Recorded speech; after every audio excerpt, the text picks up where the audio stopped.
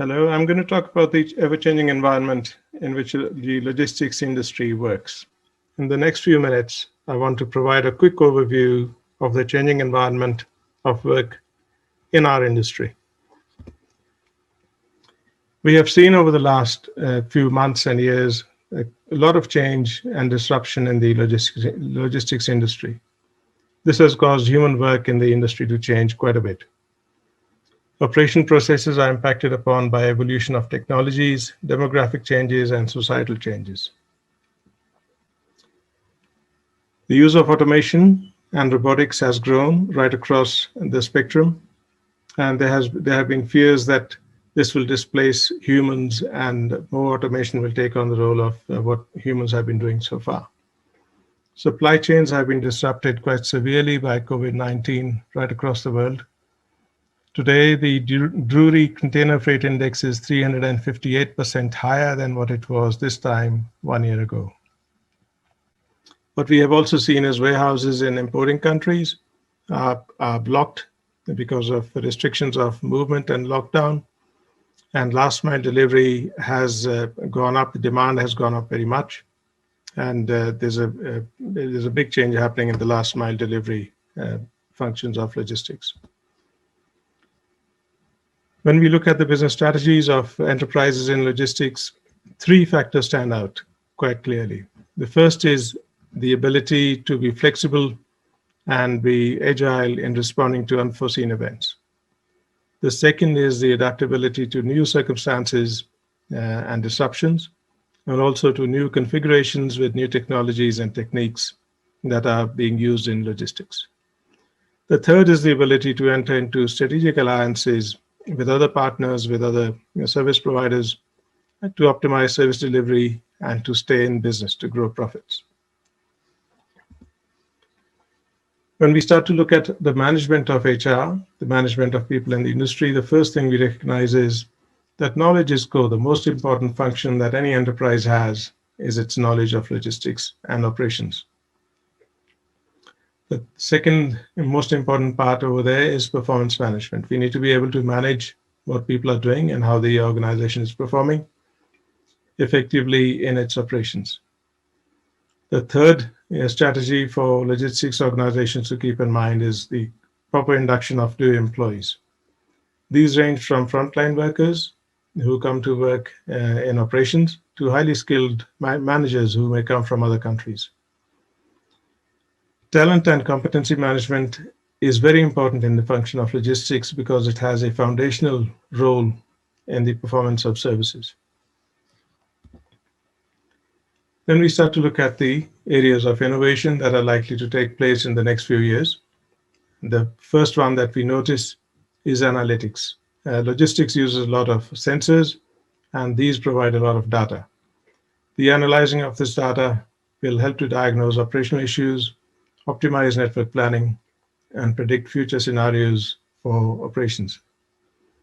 We have seen a very large amount of artificial intelligence take up in the industry in the recent years. This will become more important for analyzing complex operational challenges such as route optimization, precise capacity and demand prediction, and robotic process automation. Automation itself has been driving technologies quite a lot. We have seen automation and self-driving vehicles both in warehouses as well as in ports. This will advance further and the assets, mobile assets, will be able to work safely alongside humans. The Internet of Things is only starting to happen. This will provide, as it grows, total asset visibility in the supply chain. And this will lead to providing agility and responsiveness to changing management needs and customer demands in different parts of the world. This leads us to risk management. The first risk management technique applied in the industry is multi-sourcing strategies. We have seen in the past that lean logistics and GIT have reduced our inventories, and we are able to now minimize our costs. As we go forward, multi-sourcing is a response to disruptions coming from different suppliers, and organizations will look at multi-sourcing from different sources in different parts of the world so that the provision of services is not stopped. This comes with its own challenges in understanding and managing inventory, in traceability of inputs, control of processes, and responding to changing trade regulations from different countries. The industry is also expected to move progressively away from asset ownership to paying for usage. We have already seen that in aviation, where aircraft engines are paid for according to the number of hours they work.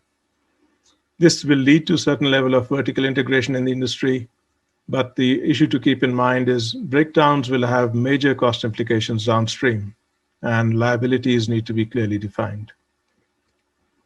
Cold chain has come to the fore in recent times with the movement of vaccines as well as foodstuffs being sold online and delivered online. This will be supported by the progress of the IoT and long-range wide area devices, which will allow remote sensing of temperatures, record keeping, and adjusting of temperatures to meet the needs of the produce that is being transferred. The issue over here is going to be the high cost of reverse logistics and packaging in the cold chain.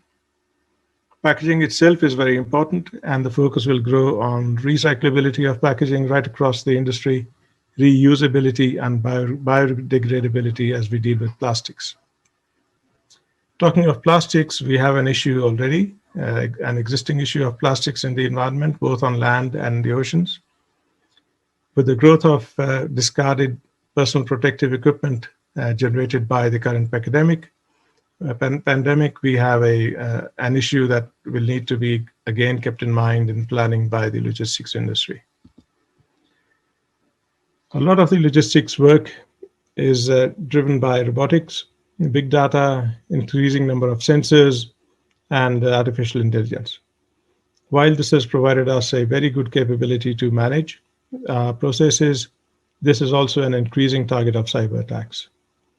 Many companies have decided that it is a good idea to outsource cybersecurity to specialists, but that comes again with its own issues. In the diagram over here, what I identify is the features that need to be kept in mind as we outsource cybersecurity to specialist providers. Finally, we come to what would be the key influences of future work. The biggest issue that we are seeing is the variable demand for logistics now being affected by the changing environment in different countries.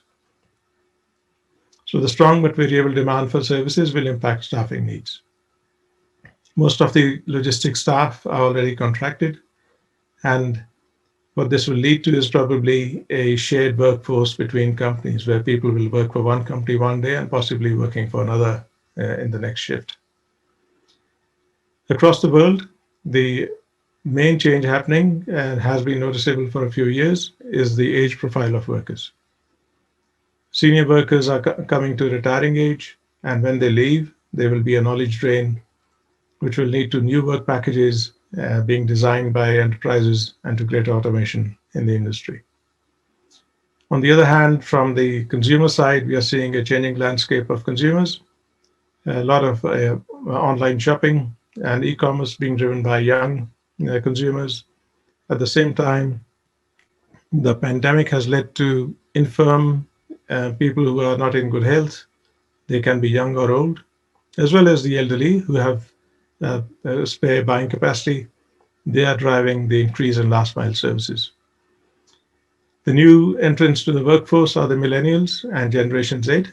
They have new expectations, different expectations of how work should be designed for them. Finally, what we're going to see is a human-centered design to improve the overall productivity of logistics systems, as well as to make work more attractive for employees. What these changes lead to is a requirement of policy that will support these changes, the requirement for enterprise to embrace these changes, and a requirement for training and education centers to provide the new skills in the new millennium. Technology will certainly grow in the era of Industry 4.0.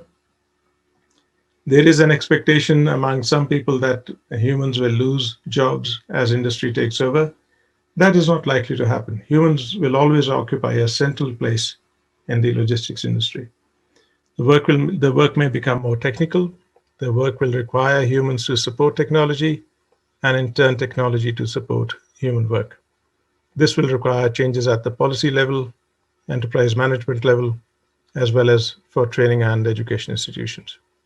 I look forward to hearing from the other speakers and to the discussion we will have at the end. Thank you.